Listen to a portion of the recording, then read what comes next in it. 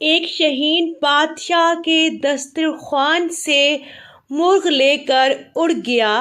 بادشاہ نے سپاہیوں سے کہا، اس کا پیچھا کرو۔ سپاہیوں نے اس کا پیچھا کرا تو انہوں نے ایک عجیب و غریب منظر دیکھا۔ سپاہیوں نے ایسا کیا دیکھا کہ وہ وہیں پر بت بن گئے۔ یہ سب جاننے کے لیے ویڈیو کو مکمل دیکھیں۔ بسم اللہ الرحمن الرحیم۔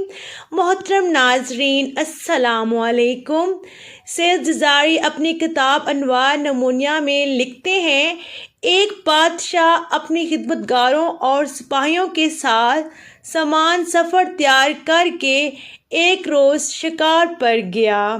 جب وہ پہاڑ کے دامن میں دوپہر کا کھانا کھانے دسترخوان پر بیٹھا تو ایک شہین نے اچانک آ کر اس کے سامنے سے بنے ہوئے مرغے کو پلک جھپکتے ہی اٹھا لیا اور تیزی سے اڑتا ہوا چلا گیا۔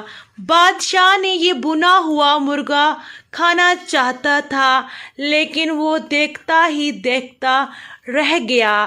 اس نے فوراً ہی اپنے سپاہیوں کو حکم دیا کہ گھوڑوں پر سوار ہو کر شہین کا پیچھا کریں اور مرغ واپس لے کر آئیں۔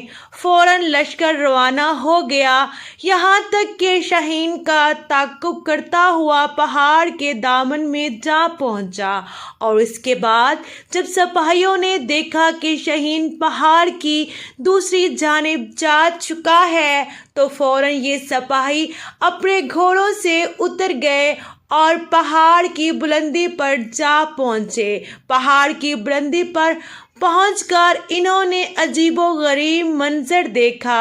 ان کے سامنے ایک شخص تھا جس کے ہاتھ اور پاؤں بندھے ہوئے تھے اور وہ زمین پر پڑا ہوا تھا، اور بھنا ہوا مرغا دسترخوان سے لانے والا شہین بڑے مزے سے اس شخص کی مہمان نوازی کر رہا تھا۔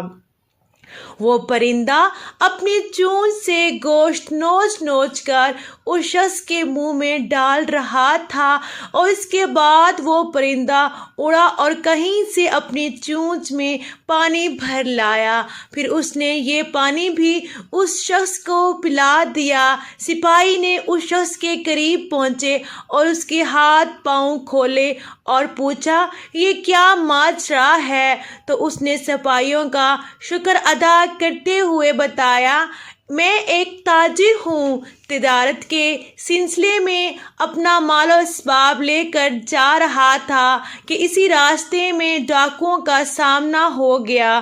وہ میرا مال و اسباب لوٹ کر لے گئے۔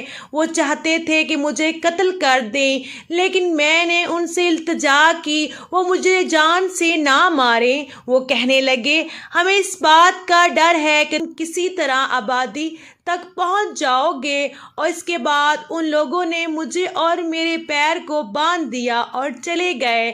پھر دوسرے دن یہ پرندہ میرے لیے کہیں سے روٹی لے کر آیا، اور آج یہ بھنا ہوا مرغا لے کر آیا ہے۔